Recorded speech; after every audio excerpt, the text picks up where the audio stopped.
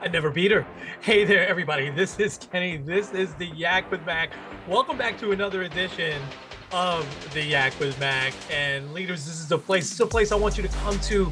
So those leaders that are running a restaurant, or managing a district, a bunch of restaurants, or if you're managing a bunch of retail stores, if you're somewhere in middle management, this is where I want you to come, because this is where I'm going to encourage and inspire you to be better influencers. November 18th, 1972. I know I just lost a lot of you. You're like, 1972, I wasn't even born, right? But I was a very young guy at the time, and I was really a huge basketball fan. I still am, but I just really started watching basketball maybe the year before or so. And my favorite team is the New York Knicks. And so I hope to see another championship in my lifetime, as I was very young when they won in 1973. That's the last one that I remember. I didn't really remember 1969 so much, but I do clearly remember this game, November 18th, 1972. So with over 4 minutes left, now put in perspective, the Milwaukee Bucks were the defending champs. They still had a very young Kareem Abdul-Jabbar.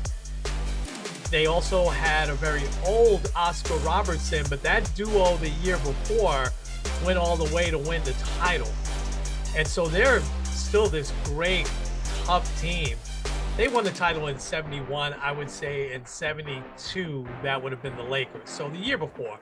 But I believe Oscar was still on that team, if I'm not mistaken. I think in 72 he retired, or after the 72-73 season.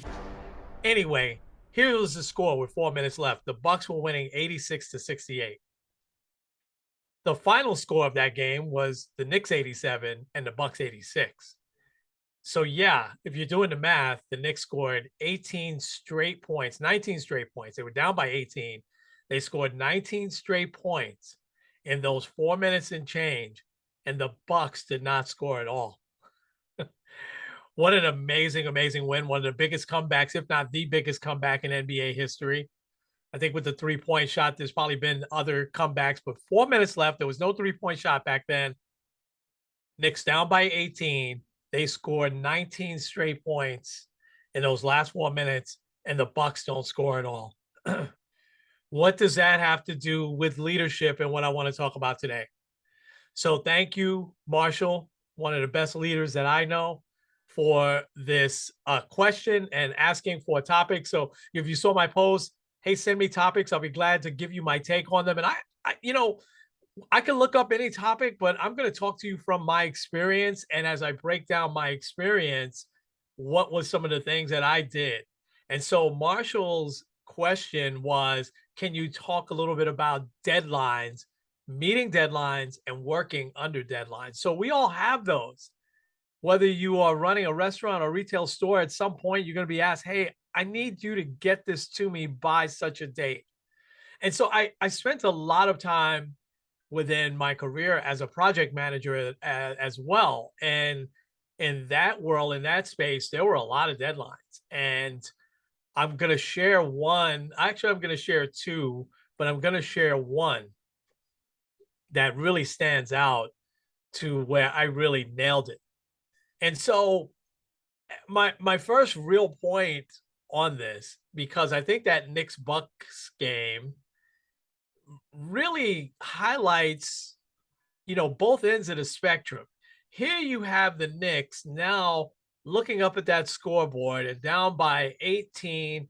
It's early season, so I can't imagine it was an overly important game for them, but it was. And so they just go on this run. They start playing with a more sense of urgency than they did for the first, what is it? NBA game is 38 minutes, something to that effect, right? So I would say for the first 30 minutes, they played with just this crazy, not sense of urgency. The Bucks, on the other hand, felt like, hey, there was no sense of urgency on our part because time's going to run out on them. We're up by 18 with 4 minutes left. There's no way we're going to lose. So when it comes to meeting deadlines, my first tip is that you have got to act with a sense of urgency. especially if you get a project that is, let's say, 2 weeks away or 30 days away, or even a couple of months away. Maybe you have a big project that, it's we're getting ready to go into October. Maybe it's not due till January. What will tend to happen with us is what? We'll wait till December to start working on it, where you want to start working on this now and have that sense of urgency. And I'm going to go into some specifics. See, the Bucks didn't have that sense of urgency, so time ran out on them. That's the last thing you want. You don't want to be the night before finishing up a project that you had 2 months to do, or 3 months to do, or even a couple of weeks to do, or 1 week to do. You want to have that done and act with a sense of urgency right away, just like the Knicks did. We see it all the time in sports, right? In sports and football, there's a 2-minute warning. There's actually a timeout where they say, you've got 2 minutes left. Okay. And what is that telling you, man? You got 2 minutes to really play hard and see if you can pull this game out. And you see what the Jets did a few weeks ago against the Browns. It was amazing. They acted with a big sense of urgency. I'm not so sure the Browns did. In basketball, the announcer in the stadium always announces 2 minutes, 2 minutes to play, because okay, now it's crunch time, right? What are you going to do in these 2 minutes? So let me go to my story and give you my other pieces of advice here on working under a deadline. And I'm not sure if I was a project manager at this time or a regional sales manager. I was one of those positions, but either way, the vice president of my department calls me up late one evening and she says, "Hey, listen, I need you to pull together some data for me, and I'm going to need it by the end of the week." And this was probably a Monday night. And so she said, "I'm going to need it by Friday because I have to present this on the following Monday. And I want to take the weekend to really look at it." So she's acting with a sense of urgency, right? So it's like, of course. Now, she gives me this assignment on something that I was totally unfamiliar with. She wanted me to measure how long trouble tickets from our help desk get resolved in the retail space. And that was it. That was all the info she gave me. She said, "Think about the audience. I don't want a lot of graphs. I just want, some numbers, but then find out the whys behind it and, put some solutions, based on your experience and your opinion." And I'm listening to this. I'm like, okay. That ever happened to you where you're like, okay, yeah, I'll get it done, but you kind of don't have really a clue on what it is that you need to get done, right? And so that Tuesday morning, I went to work, and now I still had other stuff. I was traveling at the time. I had store visits lined up. I had a couple of meetings I had to be. So work didn't stop. So I knew that this would be taking up my early mornings. This would probably be taking up my lunch breaks. And this would definitely be taking up my evenings in the hotel. So no watching basketball or anything like that. When I got back to the hotel room, it was all in on this. And this deadline, this project was, I would say, 90% dependent on others. You see, I didn't have, or nor did I know where to find this data at. So here's my first piece of advice. If your deadline is dependent on others, build in extra time, and boy, oh boy, you better build some relationships and quick. Now, I had a couple of contacts on the help desk side, and I called them and they put me in touch right away with the right people because I told them my deadline was Thursday. Hated to tell that little fib, but I wanted to make sure that I was getting calls back right away. And here it is. I got in touch with the right people that Tuesday. But I had that extra time built in just in case. And when I tell you they sent me a lot of data, they flooded my inbox with data. So back then you'd get emails and the lights would dim, right? They'd be like all these 20 megs was big back, in the middle thousands. The lights would dim, the computer went on and off, and lo and behold, I would get these huge files that would have a lot of data and that I had no clue what the data was saying and how to now put this into a PowerPoint. So I called them back and it was based on the relationship I built with them in the first contact, right? Asking them how they were doing, tell me a little bit about what they do every day, introducing myself, telling them what I do and the folks that I support. Strictly at that time was the retail channel, and then letting them know what I was tasked with, and asking them now, "Hey, how would you logically put this together?" And man, oh man, I got some great information. because again, I had no clue. So again, if your deadline is dependent on others, build in extra time. You might need it. In this case, I really didn't. They really acted with a great sense of urgency for me. Okay, take a step back because this will be my second one. And maybe this should have been the first, but I put it second for a purpose because I think you got to jump in and get started. And sometimes just go with what your boss is telling you or whoever it is that you're getting that project from. And then after it sinks in a little bit and you do a little bit of work, here's my second piece of advice. Get real specific here at the beginning and go back and ask a lot of clarifying questions. I bugged Karen was her name. Wonderful, wonderful leader. I bugged her that next day, man, once I got all this data. So by Wednesday, I was blowing her phone up and she was great to take, my questions. But there was a point, I think, after the third call where she said, "Hey, Kenny, you're going to need to do most of this on your own because honestly, I don't know. I'm presenting this to the president at the time of the company, the president of retail and of sales and distribution at the time." And she said, "So I'm not 100% sure what he's looking for, but I'm just really going to need you to kind of put yourself in his shoes." She answered quite a few questions, but there got a point where she said, "This is on you. You're a competent leader. I want you to put this together and put it together so that it makes sense." Because here was the other thing she told me. The same way how you didn't know much about the help desk, he doesn't know anything about help desk either and tickets. All he knows is that he's gotten complaints that it takes too long to solve a system issue. Okay. So that answered my question. So that was my second piece of advice. Some folks may say, let's ask all those up front. I say get to work first and then at least get something, get a foundation in there, and then go back and ask some more clarifying questions. That's just me. You can do either or. Number three, go back and make sure the deadline is realistic.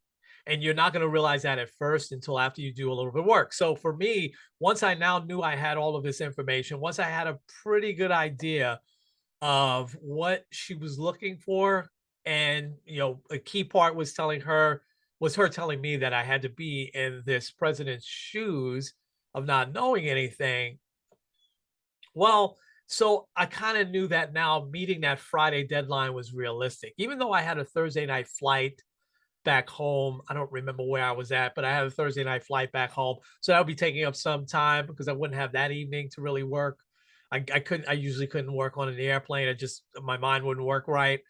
And so I would say that next piece of advice is to make sure the deadline is realistic and then adjust it as needed. Now you got to go back and talk to someone if you're going to adjust it because you can't just say on your own, okay, they wanted it at the end of the week. I'm going to give it to them at the end of next week. You got to go and say, hey, listen, here's the reason why I probably can't get it to you, or at least not get it to you in the complete way that we'd like by next week. By the end of this week, can I have till next week?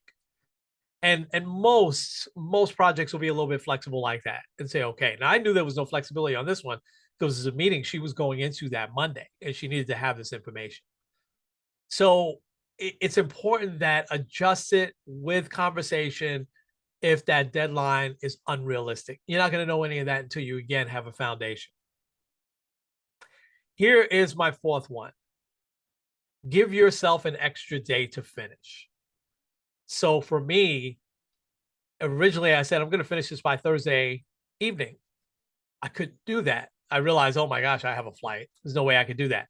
So I gave myself till Friday at noon instead of Friday end of day to finish it. Just gave myself a little extra time. So give yourself a day if you can. In my case, in that project, I couldn't. Give yourself a little bit of extra time. Now, this is an important piece. This is number 5 for me because I remember doing this and I've known this for a long time. A lot of folks just kind of discovered this a little bit ago, how you could block time, on your Outlook calendar. So I did it very primitively. I would just send myself a meeting maker so that my calendar would look like that my time was blocked. Now, why did I have to block off time in the evening? I used to do a lot of work in the evening. I used to get a lot of calls after 6, after 7 o'clock. And I did support stores in a different time zone. It was a time where at that time where I supported stores in the Northeast as well as the Central time zone. And so I would have folks hitting me up at 7, 8 o'clock. calling me or sending me emails. And when they sent my email, I put an out of office on there so that they knew that I wouldn't answer it until in the morning. So I think that's important. Block your calendar, however you want to do it now. It's easy to do that now, but also put an out of office on so that you're not, people don't think you're ignoring, their emails. And I was very specific. I'll get back to you tomorrow morning. And that's what I did because I needed that time to really put this together in a real logical way, especially since it was something kind of new for me in terms of the topic. Okay, so block out time. For me, the hotel at night, nice and quiet, was time that I had to actually block out because I knew that my schedule back then was a little bit wacky. Okay, here's a last one, and I'm going to tie two in together on this last one. Actually, let me make this 6 and 7 because they're both a little bit different. For me, it was kind of the same, but logically, I think it's a little different. Keep your energy up. If you're not used to sitting down, and a lot of my job back then entailed me being out in stores. So I was used to being on my feet a lot. I wasn't used to sitting in front of my computer for 2, 3 hours at a time back then. If you are great, you still need to keep your energy up, get up, hydrate, walk around. You need to keep your mind clear. Still a lot of times where I was trying to copy paste graphs and stuff like that into my PowerPoint, make them a little bit more simple, and I'd mess it up because I was just tired. It's 9, 10 o'clock at night now, and I've been working for 12, 13, 14 hours. Now I'm beat. And so I had to figure out a way, you know what? I got to finish this tonight, or at least this part of it tonight. So I would have to keep that energy up. I'd maybe go outside, take a nice walk. I remember back then the weather was kind of nice, and then come back in and I'm feeling more refreshed. Whatever it is that works for you, keep your energy up. Here's the last one though, and that is ask for help. Ask for help if you need it. Don't be ashamed to do that. That was a mistake I made a lot early in my career, and I didn't make it with this one. And this project stands out for me for a couple of reasons because, again, there was no familiarity with me on how trouble tickets were actually put in queue and things like that and how they were prioritized. I had no clue about that. I know if I had a problem as a store manager that, I would call the help desk and it would get solved. Sometimes it got solved in a day, sometimes in an hour, sometimes in a week, but it would get resolved. I had no clue how it worked. I didn't know how the sausage was made, right? But this one gave me a peek inside of it. So I got to know a lot of those other things, the inner workings of the help desk through having conversations and everything. But I had to ask for that help. There were a lot of projects where I didn't really have to ask for help. I could ask for other opinions, but I I knew my stuff, right? I was an expert in the retail channel. So if you asked me about the selling process and I had to put a project together on the first couple of steps, I probably didn't need to ask for help for that, but I could ask for opinions. But put the pride aside and ask for help if you need it. And most of the time, folks, we are going to need it. It is so crucial that as a leader that you're able to meet deadlines. That is a big, big part of you moving up in leadership, a big part of your responsibility and accountability. And and so let me go back over these again. Before I do that, there was a project I used to do every month for when I moved back into the training manager role for my area vice president. And because I wanted the latest and greatest stats on that, I'll tell you what it was. I used to measure the first 30, 60, 90 days of any new hire that's been through our class. And I put it on a detailed chart for him because once a month we would have a phone call with human resources as well as the recruiting folks. And, we would measure how many folks we lost in the first 30, 60, 90 days, how folks were doing. And we would also measure why we lost folks. And we wanted to see patterns of it going down. So it was pretty elaborate. I put a lot of time and effort into this, and but I couldn't help but wait till Sunday evenings to do that. And most of the time it was Monday morning that he had this call. Once a month it was. So once a month I blocked out everything. I let my family know once a month I can't do that dinner on Sunday night. You see, from 6 to probably about 10, I'm going to be working on this. I would miss Sunday dinner, or we would have Sunday dinner a little bit earlier. I didn't have to block my calendar, but it was the family stuff they knew that for these next several months, that Sunday evenings I had to take care of this. So I would go grab a cup of coffee, lock myself in my office, and knock this out. It really, really paid off. But the deadline, I got to tell you, I was under the gun a lot of nights, especially if some of the systems that we used back then to pull this wasn't working or we had to wait for it to update. That was, man, it was crunch time. But there was never a time that I didn't get it done. I figured it out and I got it done. And there was sometimes where I had to get up very, very early, like 4 a.m. early that Monday morning if systems weren't working or I just couldn't get it done for whatever reason on a Sunday. Maybe I was traveling back from somewhere. I never made an excuse. I wanted to make sure that that Monday morning, once a month, 10 a.m. call that my VP had with human resources and with recruiting, that he had all of the information that he needed to certainly give the recruiters as much information that hiring is working, recruiting is working, we're getting the right candidates. We're now, and from my point of view, we're training them properly, we're following up with them, we're making sure that they're successful. So, two ends of the spectrum there, right? Let me just recap real quick my 7 pieces of advice here. Number 1, your deadline is dependent on others. Build in extra time, build relationships. Okay, build in extra time, build relationships. Number 2, get real specific at the beginning, ask a lot of questions. I would say get a foundation first and then go back and ask a lot of questions. That's just me. You can ask a lot of questions right from the beginning. Then number 3, make sure the deadline is realistic. Adjust, but you can't do that yourself. You gotta have a conversation. Adjust it if needed. Number 4, give yourself an extra day. So in your mind, if your deadline is Friday, finish it on Thursday, if you can. Sometimes you might have something like I had those Monday mornings where I had to do it on Sundays. But if you can, give yourself that little extra time. Give yourself that 1 day buffer. Number 5, block out time on your calendar. Put your out of office on so that you're just totally focused on what that project is. And number 6, keep your energy up, take breaks, walk around. And then finally, my last one is to ask for help. And so I hope this helps, Marshall. I hope you'll comment on this, and please feel free to leave some comments. Shoot me any topics that you might want. I know, Russ, I got you. I'm going to do one on your topic next week. I held off on the quiet quitters for a little bit so I can take care of these topics, and I'll continue to hold off. Hopefully, I know a lot of you want to hear about that, the quiet quitting, but we'll get to that after next week. Russ, I'm going to get to your topic. Hopefully, this has been helpful. Meeting deadlines, a vital part of what you're going to continue to do as a leader. So for now, this has been Kenny. This has been the Yak with Mac. We'll talk to you next week.